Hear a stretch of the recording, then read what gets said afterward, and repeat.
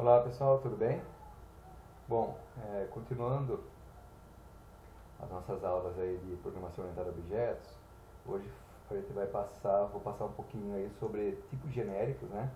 Que é o último item do nosso material aqui, princípios de orientação a objetos, né? Genericidade ou tipos genéricos, tá?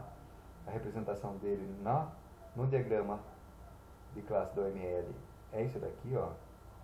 Né? Ele tem aqui o identificador, né? Da classe, e aqui em cima ele tem esse TK integer, né? Na verdade esse T e K representa parâmetros genéricos, tudo bem? Qual que é a ideia, né? A ideia é criar classes genéricas para fins específicos, tudo bem? Então, por exemplo, ó, nós temos aqui no nosso material aqui exemplos de programação orientada a objeto, ó, uma pequena explicação, né? No princípio eu vou passar por essa. Ó. Programação genérica consiste na criação de estruturas de programação que podem ser usadas com um tipo de dados diferentes. Tá? Então vamos pegar essa explicação aqui. Ó. Programação genérica consiste na criação de estruturas de programação que podem ser usadas com tipos de dados diferentes. Então, exemplo, o ArrayList que a gente usa é uma expressão, é uma classe genérica. Né? Então você pode criar uma ArrayList, que é uma lista de strings, uma lista de inteiros e até uma lista de objetos. Tá? Então, é uma estrutura de dados que pode ser instanciada para a coleção de diferentes tipos de dados. O tipo é verificado durante a compilação do programa. Então, nós temos aqui um exemplo, né? Então, o public class sample. Para representar a genericidade, a gente tem aqui o símbolo, né, de menor e maior, e dentro dele aí uma variável genérica, tá? Então é uma classe genérica que vai ter um dado, tá vendo? Genérico, com os métodos get e set, tá? Get e set dessa forma, tudo bem? Então, por exemplo, ó, ele até mostra uma utilidade, né? Um exemplo de uso aqui, né? De classes genéricas. Então ele tem aqui um método configura valor, chama configura valor, e ele tem aqui string valor, tá vendo? E vai reportar aqui, ó, string impressa com êxito. Então, um método só para imprimir valores de tipos diferentes. Então, do tipo string, do tipo inteiro e do tipo double, tá? Para fazer isso, para imprimir o tipo de variável ou um método para imprimir tipos de variáveis diferentes, precisaria ter 3 métodos, trabalhar com sobrecarga de operadores, tá? Para poder fazer isso. Ao passo que a gente poderia ter um método genérico, tá? Recebesse um valor genérico, e você tratasse esse método com condicionais. Por exemplo, se o valor for uma instância de string, ele fala que o valor é uma string. Se for uma instância de inteiro, fala que o valor é inteiro. Tá? Então isso ele teria o mesmo efeito de se criar vários métodos com o mesmo nome. Tá? Lembrando que isso não substitui a sobrecarga de operadores, tá? São conceitos distintos. Ele só mostrou aqui um exemplo de uso. Tá? Outro exemplo de uso, vamos entrar aqui no nosso Eclipse, né? Então nós temos aqui classes genéricas, né? Então, genéricos, tá vendo? Então nós temos aqui uma classe que é exatamente o exemplo que a gente viu no material aí. Simple, T, tá vendo? Aí o set e o get de forma genérica. Como que a gente usa isso, né? Então na classe principal, ele cria aqui uma classe concreta, funcionário, tá vendo? Uma classe concreta, funcionário, passa o nome e o salário de um usuário, de um objeto, né? De uma pessoa. E na sequência, ó, ele pega esse sample aqui, ó, e ele consegue passar o tipo que essa classe vai ser daqui para frente. Então ela vai ser do tipo funcionário, tá? S de exemplo, né? New sample funcionário, tá? Então, ó, isso aqui ele está criando, ele está falando que essa classe ela vai ser essa classe sample, ela vai ser do tipo funcionário, não vai ser do tipo vai ser um objeto do tipo funcionário, né? Não vai ser um objeto de string, um objeto pessoa, um objeto produto, ele vai ser funcionário. E aí você pode dar um setData, ele retorna func, ele vai retornar, você está setando na verdade, ó, o funcionário, que é isso aqui, então você está setando Juliano e o salário de 2.000, tá? Para esse setData, para esse método. E ao final você pode usar esse cara aqui, né? Como ele está setando para dentro da classe, então você pode colocar s.getData, tá? Então ele vai acessar aquele objeto e a partir daquele objeto você pode pegar aí os atributos daquele objeto, como nome e salário. Tá? Então é um exemplo aí de genericidade. Então se a gente rodar esse cara aqui, ó, ele vai dar na saída aqui, olha lá, Juliano e o salário, tá? Aqui pode colocar aqui um esqueminha de espaço, tá? Só para não colar aqui. Beleza, outro exemplo que a gente pode usar é essa classe persistência, tá? Que é a mesma coisa, class, então ele vai especificar que tipo que é essa classe, tá? Então aqui, ó, eDados, então ele criou aqui uma variável que é o tipo dados, tem aqui os get, set de dados, igualzinho sample, tem um construtor aqui que você pode passar também o atributo genérico via construtor, né, na instância dele, e o método para cadastrar, tá? Então, eu estou fazendo um cadastro de dados genérico, beleza? Então, a hora que eu entrar aqui em principal, você vai ver aqui, olha lá, funcionário genérico, então vai criar um objeto, fg.setNome, passei um nome aqui, passei um salário, e estou usando persistência, tá vendo? Para falar que o persistência, o cadastro vai ser do tipo funcionário, então você vai fazer um cadastro de funcionário, passando o objeto como parâmetro no construtor e chamando aqui o objeto per.cadastrar. Então ele já vai executar os dados, né? Então, ó, cadastro dos dados, né? E no final eu posso estar retirando aqui, fazendo uma saída com alguma informação, tá? Por exemplo, passei aqui o nome e eu posso fazer a mesma coisa que eu fiz no sample, get dados, get os atributos que ele tem, salário, por exemplo, ó, tá? Então aqui vai ser um salário de 1.500, por exemplo. A hora que você pede para executar, ele fala ali, salário, o nome e o salário, certo? Então esse é um outro exemplo aqui de parâmetros genéricos. No meu doutorado eu fiz um projeto que eu uso bem essa ideia de parâmetros genéricos, né? Então só para vocês entenderem, ó, aqui global, tá vendo? Eu tenho aqui uma assinatura do método global, deixa eu ver se eu mostro para vocês aqui, ó. Vamos pegar esse aqui, ó, select object, tá vendo? Vamos focar nesse, ó. Então nós temos aqui select object, tá vendo? Ele tem aqui, ó, um atributo e genérico, tá? E retornando uma lista. Uma lista de um objeto genérico, de uma variável genérica. Então, qual que é a ideia? A ideia é que esse método, ele sirva de select object, ele vai poder gerar um código para selecionar qualquer tipo de objeto, tá? Então, essa é a ideia. Vamos ver na prática aqui como que funciona, ó. Nós temos aqui uma classe produto, tá vendo?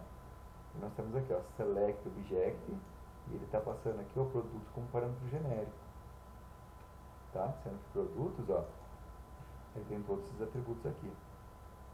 Fazendo isso, o que ele faz automaticamente? Ele gera um código, ó, product.down, tá? Vou pegar aqui no Java, ó, select, vendo, por lista de produtos, ele substituiu ali aquele genérico por isso, né? Select produtos, e aqui tem a implementação de uma seleção de produtos. Ele está pegando todos os atributos que foi passado aqui, através dessa classe produtos, para o método select object, ele está criando aqui, tá vendo?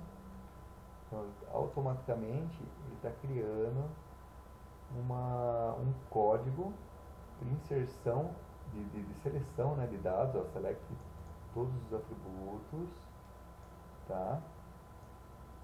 From tabela produto, então ele está selecionando no banco de dados todos os dados de produtos. Então ele fez isso de forma genérica, tá?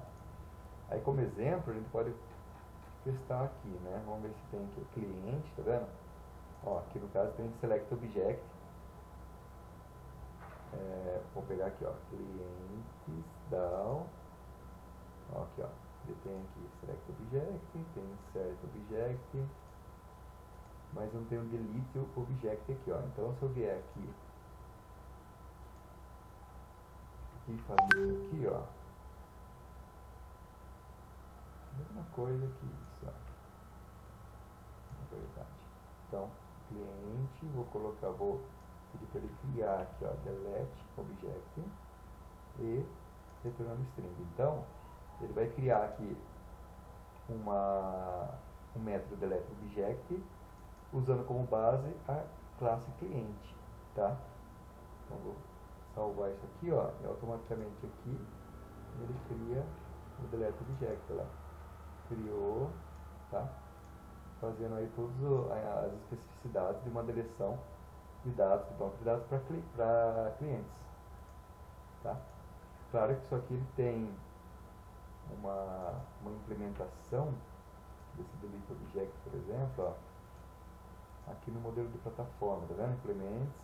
Então ele pega aqui, ó, o atributo genérico e através de uma programação que a gente chama de velocity, ele constrói o código para que ele fique genérico, tá? Então é um bom exemplo aí de uso de atributos genéricos. Então você pega uma classe cliente down, então ao invés de você, isso é uma forma de desenvolver software baseado em modelos, tá? O conceito é desenvolvimento de software dirigido por modelos, onde ele coloca aqui as implementações, o tipo, tá? E ele automaticamente já cria a classe, você não precisa ficar se preocupando com a especificidade, ele gera o código, aí você vai usar esse código aqui na sua IDE. A ideia é essa. Ok? Então para isso, ó, a gente tem aqui um exercício, tá? Olha lá, desenvolver os exemplos de classe e métodos genéricos de ser em aula para treinar o conceito de genericidade, criar uma lista de objetos com a release, armazenar um objeto na lista e recuperar o objeto através da classe repetição. Mostra os atributos de cada objeto. Então ele fala para a gente treinar e brincar um pouquinho com esses exemplos vistos em aula, né? Pode ser, vocês podem fazer, inclusive, esse exemplo aqui que está aqui no nosso material, e também esse exemplo aqui do sample, tá? E da persistência. São exemplos bem legais aí para treinar, tudo bem? Bom, o próximo conceito, pessoal, e o último aqui, ó, você vai usar o último de hoje, né? Dessa aula de hoje, vou passar aqui os conceitos de alta coesão e baixo acoplamento, tá? Inclusive tem no nosso material também, ó. Olha lá, coesão e baixo acoplamento em sistemas orientados a objetos. Então a ideia é o seguinte, ó, desenvolvimento de software com alta coesão facilita, entre outras coisas, a manutenção e reuso do código. Então coesão, estendendo a definição clássica de coesão, né, para paradigma orientado a objetos, pode-se definir coesão de um sistema de software como a relação existente entre as responsabilidades de uma determinada classe e cada um de seus métodos, tá? Então é aquela ideia, ó. Para ter uma ideia, vamos analisar o exemplo abaixo, ó. Olha lá, conta corrente. Então nós temos aqui o método sacar, o método depositar, que faz parte aqui do contexto da conta corrente, tá? Então no exemplo, ó, do sistema bancário, classe corrente é responsável por operações relacionadas apenas a contas correntes, sacar e depositar. Nenhum outro assunto é relacionado a isso. Tudo bem? Então isso é um conceito aí de autocoesão. Então pode ser classificar essa classe como autocoesa. O acoplamento, ele significa o quanto uma classe depende da outra para funcionar. Então a ideia é tentar deixar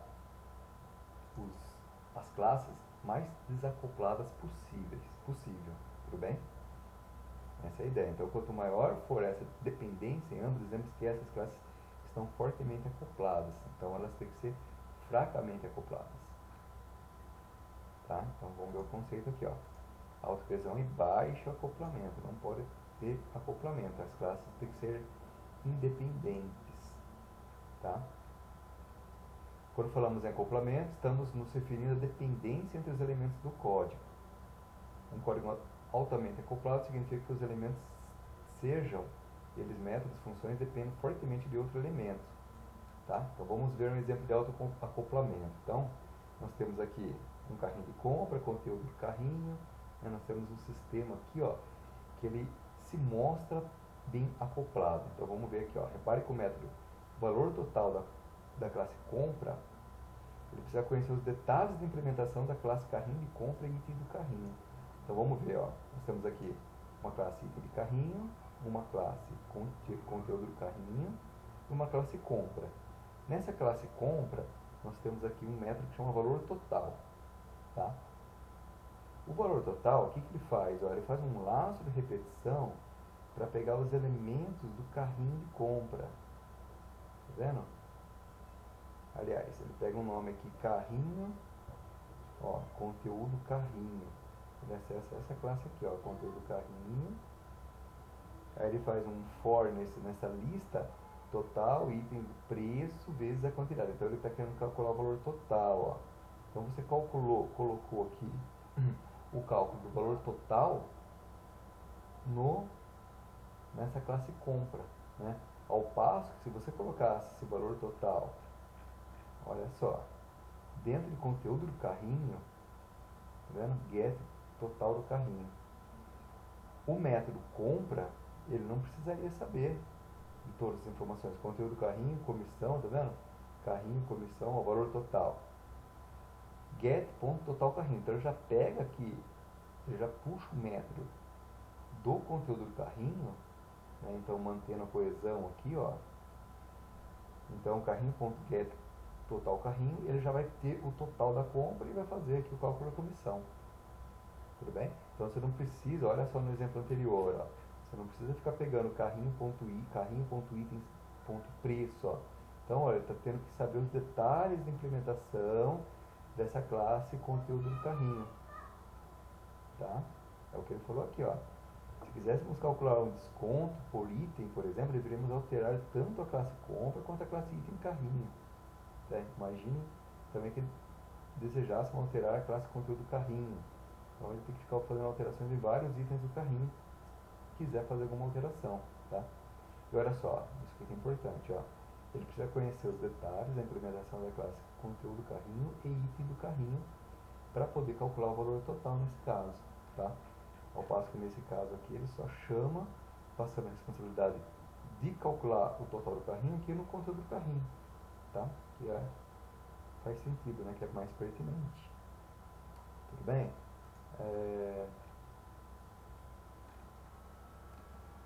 Legal, pessoal. Eu acho que vale a pena, então, como exercício, tentar fazer a implementação desse caso aqui, tá? Desse teste, para entender bem a parte do acoplamento, fazer uma redução do acoplamento, tá?